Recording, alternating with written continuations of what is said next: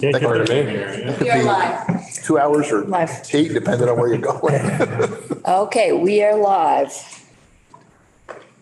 Oh, we need to do our agenda setting. We have to do our agenda and I don't Do you want me to? have my phone, so you can play with the agenda. Okay, All so right. we need to add, because we canceled our meeting last week, was that last week?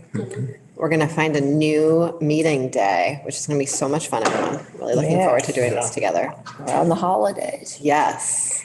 So, gonna do the thing again where you only speak if the answer is no, okay? The answer is no. Yes. Correct. My problem is I have two calendars, but We'll go. You know, a computer would fix that problem for you. Okay, there are apps. We can talk about that later. Okay, mix the two calendars. so the 21st Of November. I only want no's.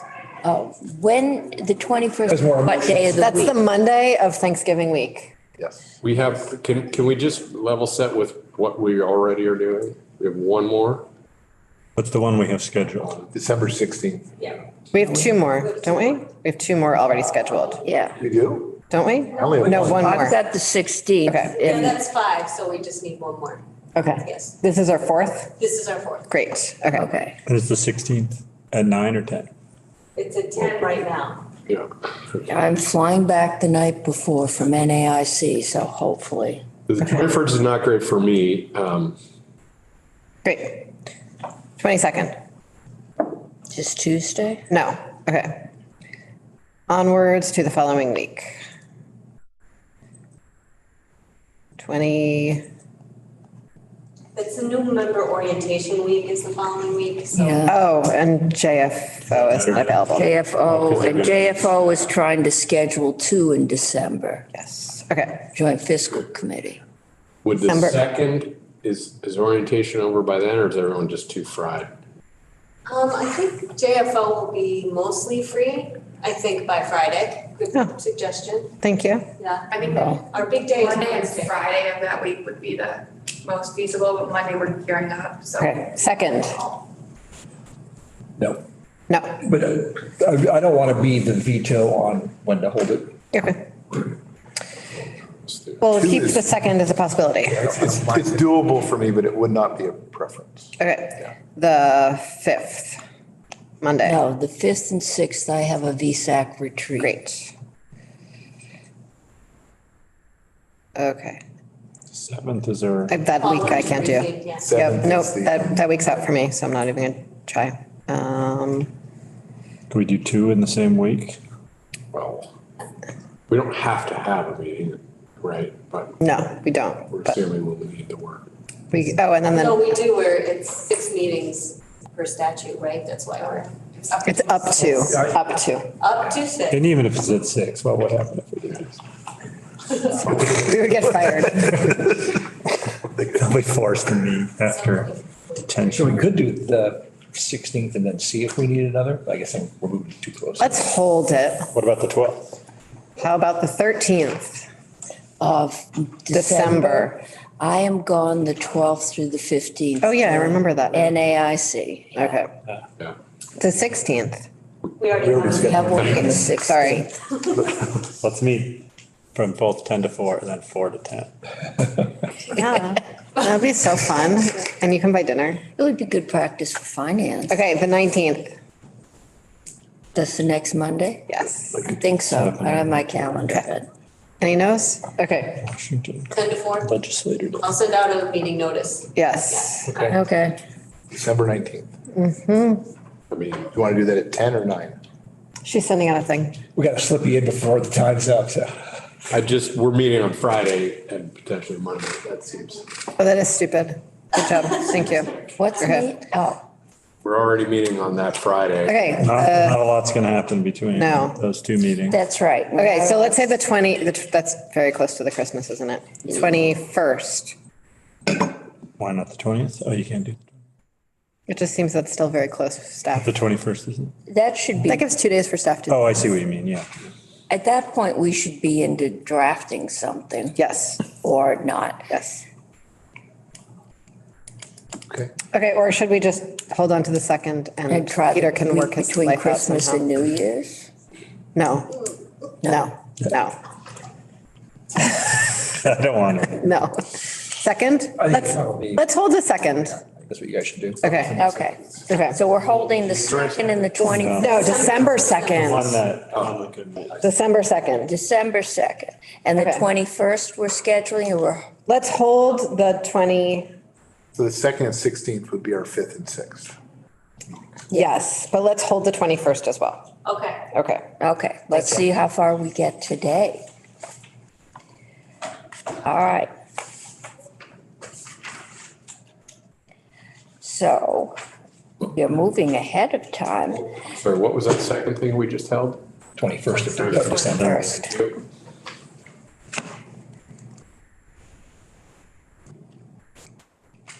Okay.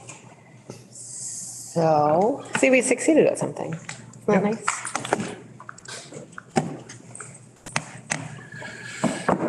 Okay.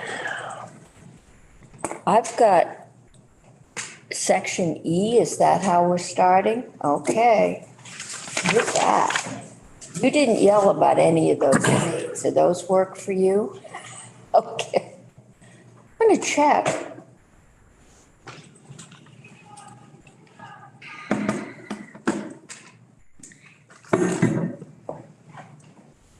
Okay. For the record, I'm Julie Richter with the Joint Fiscal Office. There is a presentation that we have been going through on the committee page under my name and Graham Campbell's name. And we are on section E, which is slide 42. So we made significant progress in the slide deck this morning.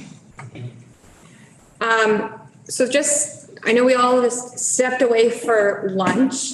So to bring us back up to where we're at, we talked about the two different structures. Option one, which was maintaining the minimal homestead property and the bulk of it being raised by an education income tax. And option two being doing away completely with the homestead property tax and solely having an education income tax that's adjusted by local decisions. And this morning we talked about the modeling on the impacts of different ventiles for folks who own homesteads. And this afternoon, section E is looking at what is the new tax responsibility, direct education tax for people who do not own homesteads, picking up that additional piece that's no longer being raised solely by homestead owners. And I know I mentioned this earlier today, but I do want to repeat again that due to modeling issues and data imperfections, there's not as many slides going into this group, but that's really just a reflection of the data sets that we have to work with and the availability of what we can and can't model at this point in time. So moving into things, I'm on slide 43. And this is the concept that I've mentioned, I know multiple times so far, but that under both options, some of the direct education tax is going to be shifted from property owners, homestead property owners, to non-property owners. So it's expansion of who's being taxed directly to pay for education. And it's been modeled that it's all resident income filers. So just to set the stage so we all remember, under current law, there's about homestead property owning households pay a net total of approximately 460 million in direct education tax. And that under both of these options, these households would pay less while other income resident filers would cover the difference. And so what you see here in table 7 is this difference. And I know that these numbers, we've talked about these in numbers a bit, but here they're spelled out. So we see under current law that 460 million. And then we see under option 1, homestead property owners will no longer be raising 460 million, but they'll be raising somewhere between 335 and 370 estimated based on our modeling. So that leaves a chunk that still needs to be raised, and that's going to be raised by the other resident income filers who do not own homestead properties. They aren't currently paying that direct education tax. Option 2 has a similar structure, but we estimate that homestead property owners would be raising about 340 million, and the other resident income filers would need to cover that $140 million difference, which would be a new tax incidence for those folks.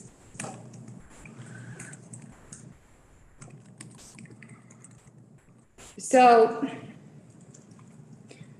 with this in mind, now comes to the question of who would receive this new education tax. Well, we know, I'm on slide 44 here, we know that there's approximately 150,000 to 160,000 taxpayers who would have a new direct education tax. And that's what we talked about in the beginning, I think, in section C, when we talked about the tax incidences for both structures.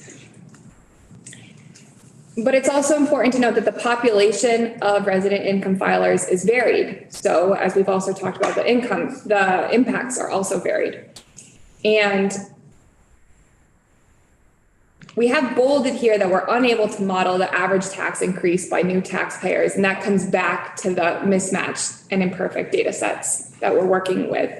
But we can get some takeaways so that at least we have some sort of idea of what we're talking about here. So we know the 150,000 to 160,000 new folks. And we also notice that the income distribution of these people seems to be skewered to the lower end of the AGI group. So on the right side of the slide, you'll see the chart, total taxpayers that do not currently pay property tax. It's important to know that this is pulled from the Chambridge tax model. I can go into the complexities, but long story short, we used a filter that basically said, if this income filer says that they pay $0, they have $0 of property value, they fall into this. So this could be picking up, or this wouldn't be picking up people who have non-homestead property because they have some sort of property value. Does that make sense? So, I mean, like a second homeowner? Yeah, anyone, this is only picking up people that don't have any property value, what we're looking at here, which isn't a complete picture of the group that we're looking at, but it's kind of the closest we could figure out how to get to figuring out what the income distribution is. And just one other note that's important before analyzing this is that you'll see here the scale on the x-axis of the AGI group, it differs from the ventiles that we were looking at earlier. So the AGI groups that we're seeing here are from the US Census analysis of household income of renters. So you see that it's no longer separated by ventiles, but it's separated based on how the US Census American Community Survey separates the data. So you're seeing here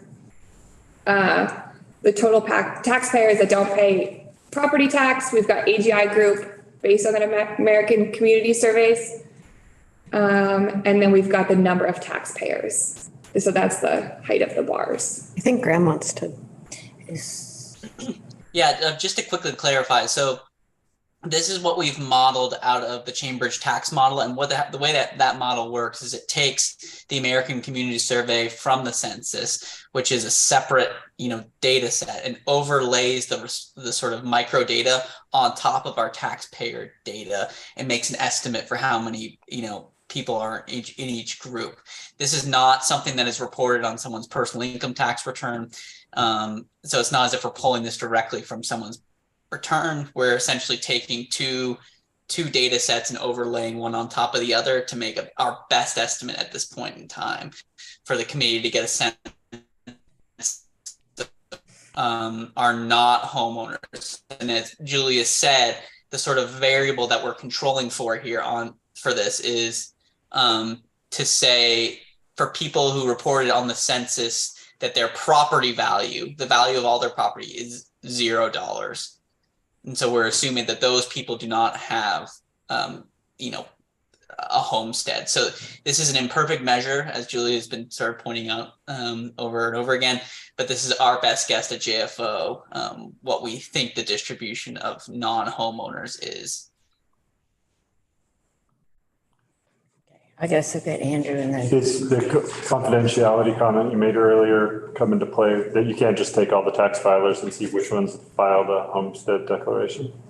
I don't have access to that, Graham. I don't think that you also don't. No, I think if the committee became, if they were very, very concerned about this group, I think this is something that the Department of Taxes could put together by taking the entire universe of resident taxpayers and then matching them with those who filed a homestead declaration and sort of excluding that group and getting a better sense that way in modeling. But for the purposes of the discussion today, I think this is probably a pretty decent estimate for understanding the impacts.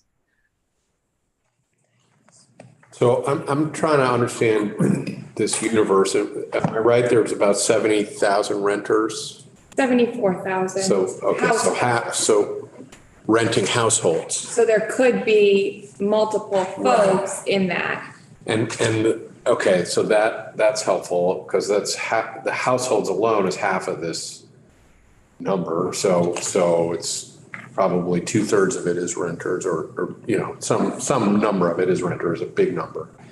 But then I'm assuming, these people are residents here, so isn't it likely that they're showing up in a homestead declaration in terms of like it's a college kid that's earning some money and therefore they're still done those kinds of, right? Wouldn't we assume, well, is that a fair assumption that somewhere they're showing up in probably a homestead declaration or? Yeah, so that's a great point. That goes back to I think one of the first slides that we were looking at and who these people could be. Yeah. And so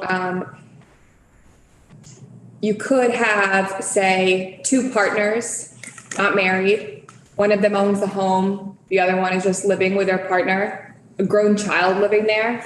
All of their incomes would be included in the household income, but it would only, that would be three filers in this example, but it would only be one household income, one homestead. I'm just, if the headline that this is sort of a new tax, I guess I take some issue with that because in theory, they're contributing to, since they're resident here, in some way they're paying now, but they're not itemized, they're not sort of individually on the hook. But I would guess that, the savings that we see through the home sites, some of these people are no longer burdened there, or they have a smaller burden there, right? It's not quite, I'm not really quarreling with the language. I'm trying to make sure I understand that. That number should be really small versus a renter for whom this would be a. Well, the renter, yeah, for sure. And we've understood that. That's why there's a whole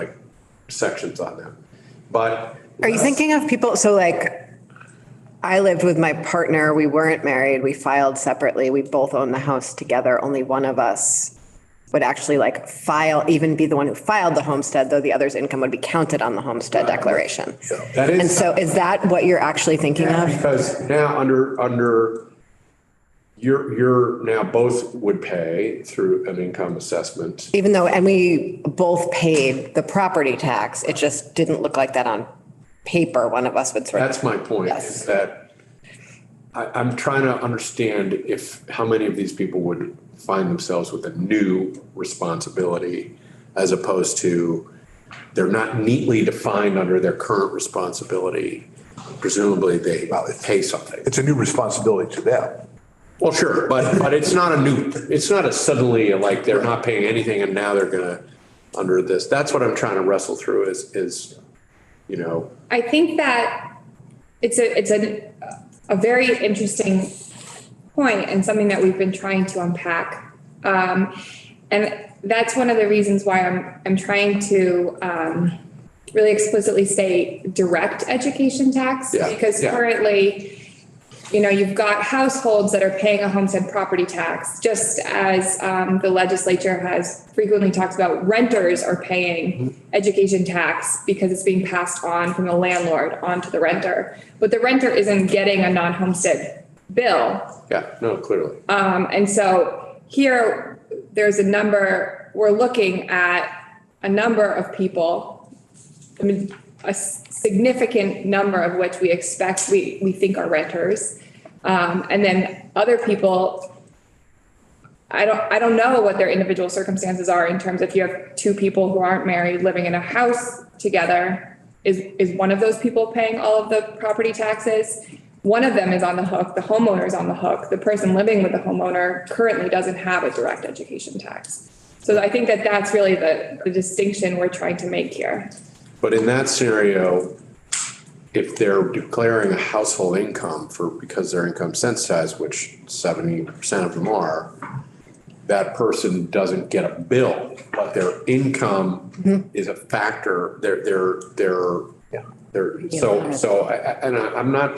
I'm not trying to be difficult. I'm trying to make sure that we're trying to understand, really, are we talking about a whole bunch of people who are suddenly going to go, why the hell am I paying for schools, versus a change and I used to kind of pay this way and now I pay this way. I guess I imagine that the renters will say, oh my God, why am I suddenly paying directly for schools? Yeah. And there's probably a couple other people like that, but I think the people who aren't renters who are in this category are probably all of those scenarios that we're talking about. And I know dozens of people personally, though I don't like to, who would fall in that category, who file separately and share mortgages and property taxes Of course, informally. for renters, I guess we'll get into this later, it would be fine if their rent went down, you know, if the property tax got pulled out. But if their landlord's still paying the non-homestead property tax, so they are going to get hit. Well, and yeah. Well, that's what- And frankly, even if the non-resident homestead tax went away, their rent probably wouldn't go down. Right. Right. It's So- market-based. It's a market-based. And like, that's just how it works. It's not a dig on. But, Yeah, okay. Anyway, thanks. okay. So I think, Julia, sorry, one more time. How many renters do we think there are in the state? So we are getting in 2 slides to Great. focusing in deeper on renters. So right now. I will I'm talking about the universe. back my question. I'm trying to understand the universe. And then we'll dial in, we have a couple slides on renters. Great. But the only other thing that I thought would be helpful for the committee to understand, looking at this slide, is that what we're looking at here, while the AGI groups on the x-axis, the AGI groups that we're looking at differ. For context, about 75% of the people that we have in this chart, about 75% of these taxpayers have incomes under 50,000. So I know that that's not super clear with these breakdowns of AGI group, but it's helpful, I think, when thinking about the income distribution. Julia, if I could jump in, that's exactly what I was going to add for the committee. So just based upon thinking, we thought a lot about this potential universe of taxpayers, and we've talked about renters, and Julia will get into renters. We thought about married filing separates being an issue here. And I apologize for slightly misspeaking, but as I've said, married filing separates don't make up a lot of the current personal income tax returns. About 7,000 of them in the state. So it could be some of them, but not a whole lot. I think the situation that you're pointing out is 2 single people living together in a homestead and contributing towards household income. That's probably a very likely scenario. The area that I've been focusing is the people on making less than $15,000 a year in AGI. That kind of smells to me like students or people who have very temporary employment that may be living in some sort of alternative living arrangement. So like dorms, living with their parents, but the parents aren't necessarily counting their kids' income as part of the household income used to pay for property taxes. For instance, when I was in college, I had a part-time job, and my parents were not counting my income. I was not really dependent on their tax return, but I was living at home. So I bet you there's a lot of those sitting, because there's a lot of taxpayers sitting under 15,000 in this group. And so at the end of the day, we don't know exactly the scenario. All we know is that, once we exclude the renters, there's still a very large chunk of tax returns that we cannot directly explain or who they are, but they are, we can't match them up with the homestead declarations that we have. And can we assume that if we put an income education tax on the income of students who are already struggling under debt, we're going to get some pushback? And that just, if you're living in a dorm and you're earning $15,000 a year to help pay for your books, plus you're taking out $30,000 in loans to stay there, I would assume that if we're going to hit you with an income tax on that $15,000, probably your parents aren't going to be happy, but I would assume that's a place we might get some pushback. Just given that we're making student loan interest tax exempt. Maybe. I mean, it's also possible that folks don't pay that much attention to their tax bills in the end. I mean, if we're talking. We really have to deal with $20. renters in a way. I mean, we've all understood that, so. Yeah. Okay. Okay. I think.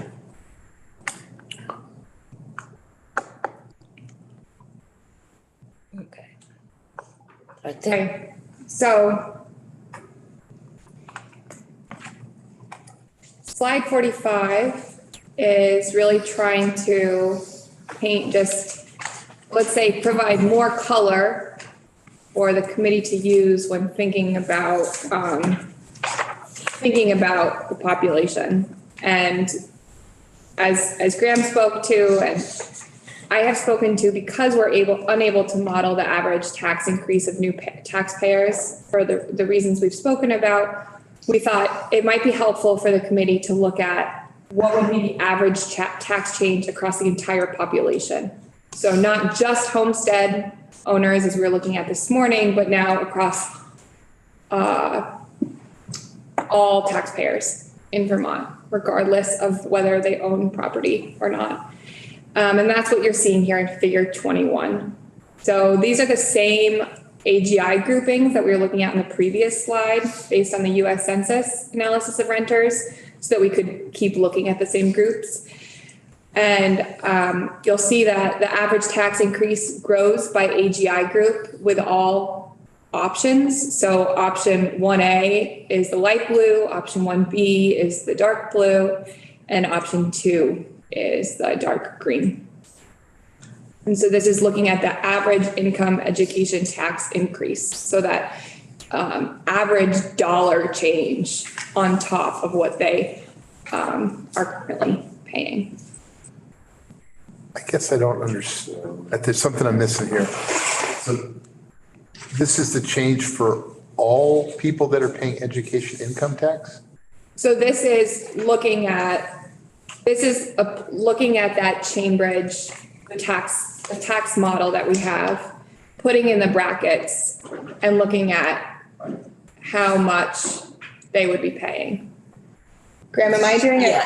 Yeah. So Representative Beck, the way to think about it here is, so we cannot specifically in our model identify people who are not homeowners. All right. So what we did is we said, okay, our best guess for what we think the tax increase is going to be on people who are not homeowners is probably just the average tax increase across the entire population, if that makes sense. Okay. And so It Yeah. does. That's what I was trying to, and I could have said it quicker than I did. I just want to make sure this only applies to that group and not all people that would be subject to. So, yeah, I guess I'd just say like we're showing the average here, and I think it's a pretty good guess to say, okay, well, if we look at say the $50,000 to $75,000 AGI group, our best guess right now is that if you were a non-homeowner and you were making between 50 and 75,000, that our best guess right now is if we implemented option 2, then you would likely face a tax increase of about just over $1,000. Got it. And if you're in that upper 150 and up, $6,000. you're going to see, well, almost 7 with With the option 2. option 2. And the Or reason paying why, anything now. sorry, No, Okay. the reason why we have these income groups is because, as we've noted, our best guess is that the people who do not own homes or file homestead declarations, they're much more skewed towards the lower income groups, as Julia said. About 3/4 of the people we estimate have AGI below $50,000. So we sort of expanded, to lower income groups to emphasize those groups as opposed to using the other ventiles, which were much more disparate. okay. Can we move on? I'm not sure. I feel like I'm also missing something. So right now, is this chart saying that if you earn between $50,000 and $75,000 and you own a home and you do not own a home, the average of that entire population is paying in the light bar $800 for school tax? That's what this says? That's what that says. But what we're trying to do is make the leap to say, first we can apply the average here for the entire population to the non-homeowner population, because within each individual income group, say, 35 to 50, the distribution of incomes within that is not going to be that much different for homeowners versus non-homeowners. We totally recognize that homeowners may have a much different income distribution, from 0 to, $1 million. There might be a lot more wealthier people amongst homeowners. But what we're saying here is that our best proxy for what a non-homeowner will face in tax increases is what the overall population will experience within each income group. Okay, so if we go to all income and take property out, then the property owners and the non-property owners with the same income are going to pay the same taxes. Is that? That's Whether another. or not you own a home, it becomes irrelevant.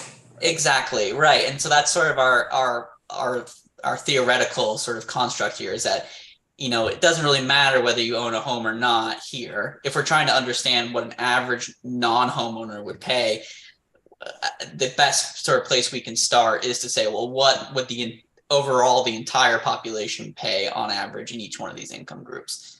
And so that's what we think. If you take a given income bracket, say 0 to 15,000, just within that income bracket, if homeowners tended to skew towards the $15,000 number and the non-homeowners tended to skew towards the 10,000, then these averages would be off. But we don't have any reason to believe that's the case. We sort of think that if you take the group of people in the entire Vermont universe from 10,000 to 15,000, the distribution for homeowners will look very similar to the distribution of non-homeowners.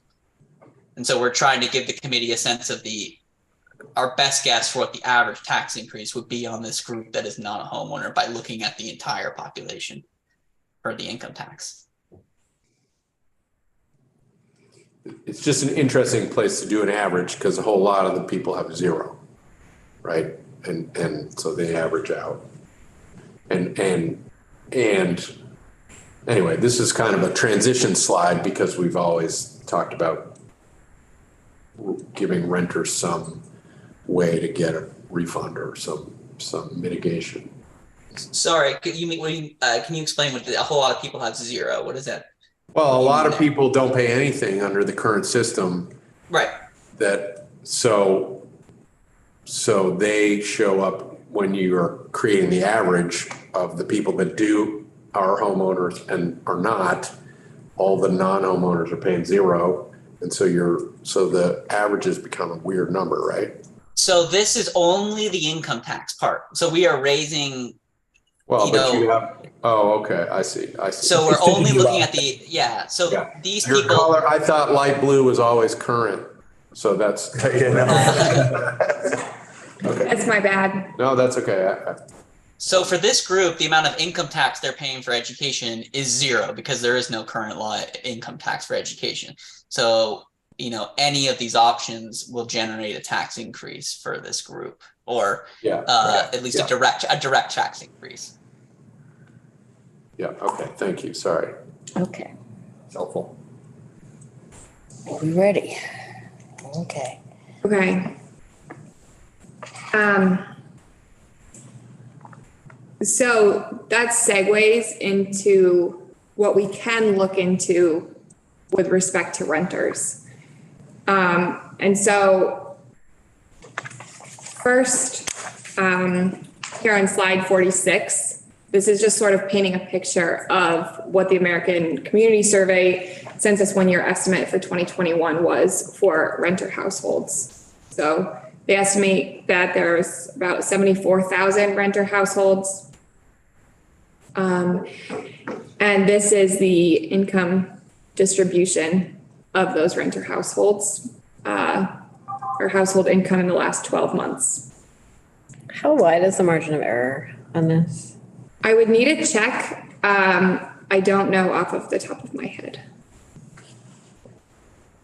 Are you asking about the total number, the 74,000 or the income? The number of housing units in each income bracket. So,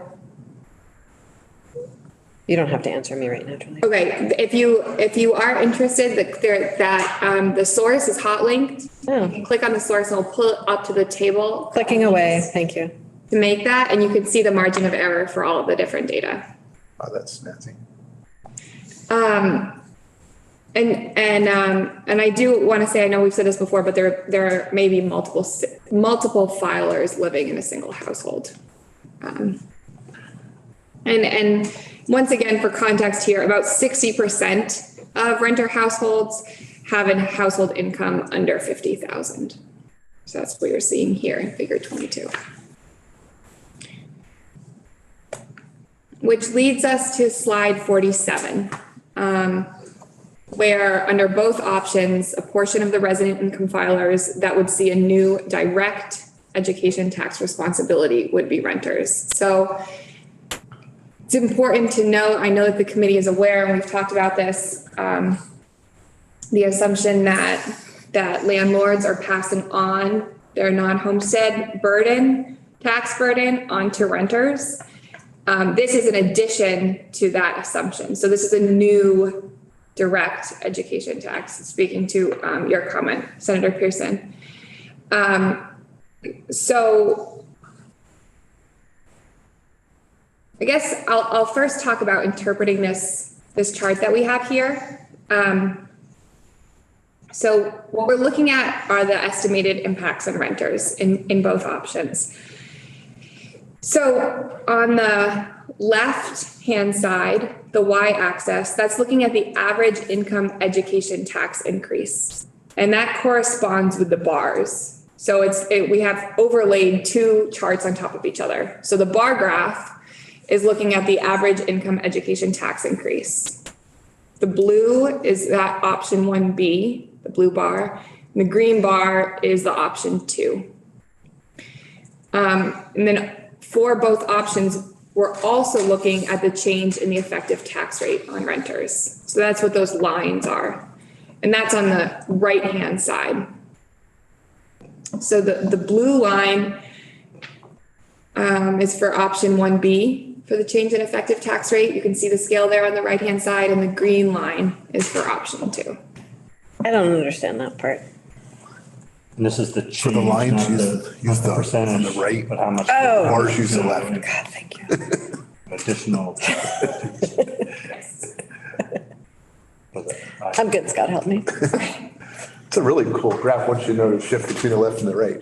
Yeah, and that's the, in the bottom, when you look at the legend, the parentheses, LHS, RHS, that's telling you left-hand side, right-hand side. Oh. Okay. So, I thought that was Rutland High School. but we thought it was helpful to put the two together so you can see what it looks like. Yeah. So there's a lot of information in this. We have the same AGI groups that I've been talking about this afternoon, based on the American Community Survey. And our best estimate is that under option one, renters would have about 40 to 60 million in new tax responsibility, new direct education tax responsibility. That's on top of whatever they are indirectly paying through their rent. This is solely talking about new tax with the education income tax. In option two, we estimate, my best estimate is that renters would have about 65 to 80 million dollars in new tax responsibility. Okay.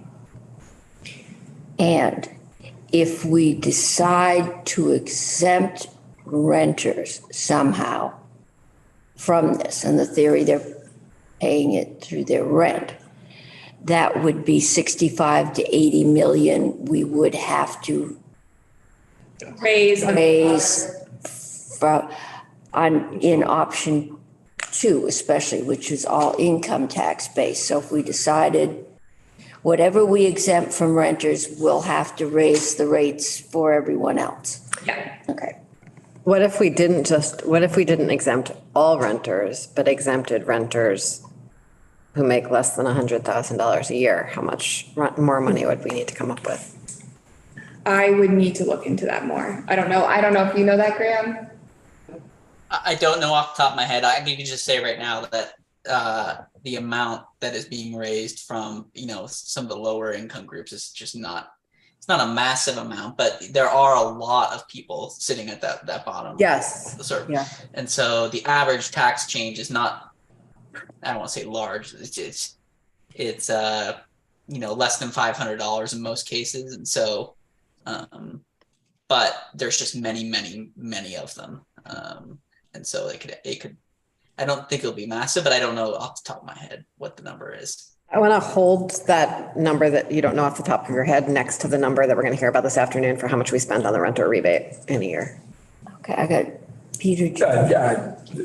I will hold it till later.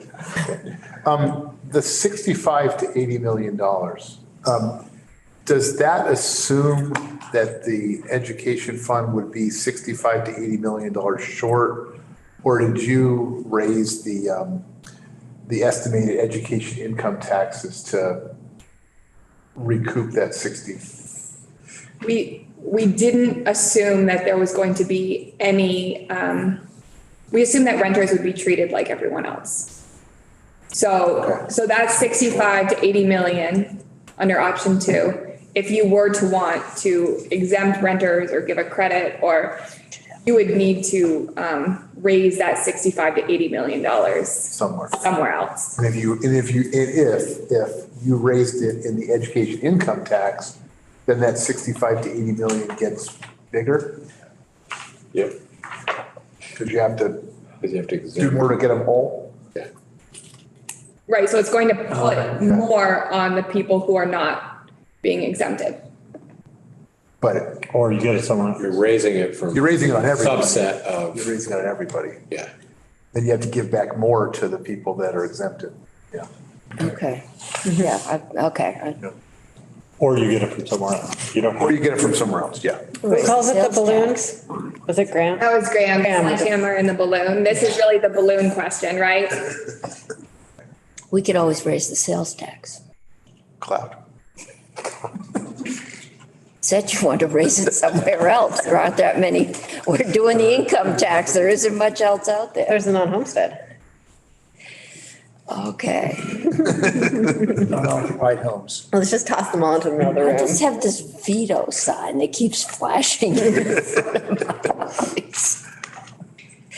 Okay, So, so that really represented that. The point that you're making is really one of the biggest points that I think we wanted the takeaway to be when thinking about this there are costs associated with exempting populations, as I know the committee is aware. And so what we've been looking at thus far with all of the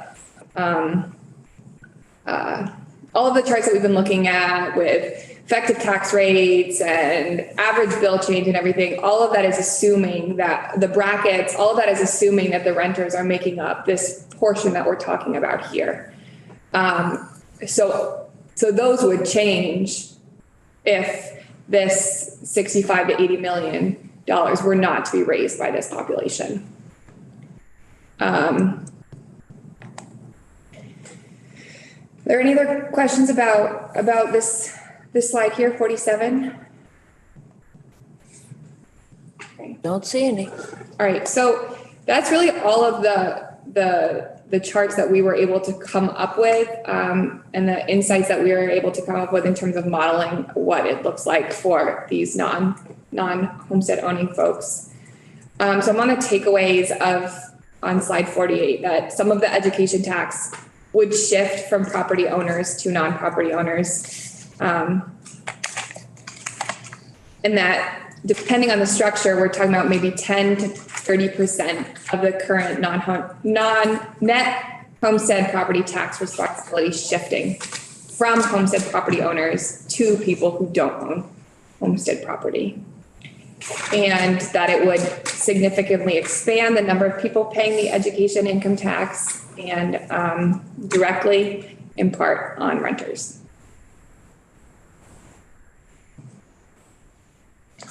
Okay, So that wraps up our prepared comments for section E.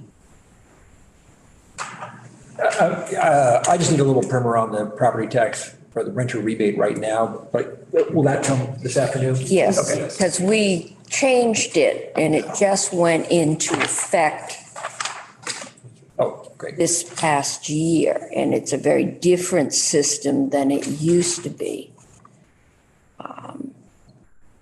And how, yeah. Maybe we could just give more money back there, yeah, but we'd still have to raise it from everybody else to give it back. Yeah, it's a general fund program now. Program now. Yeah. Okay. So we now have, and because we started ahead, we have lots of time for committee discussion. We still have F too. We're still at F? Yeah. it's the last All right, we've slide. got 53. Okay, I'm sorry, I'm ahead of myself. Okay. So keep going with the slide deck. Yep. Can we have like a 2-minute stretch break? Is that okay? Sure. Yeah, good. Go ahead.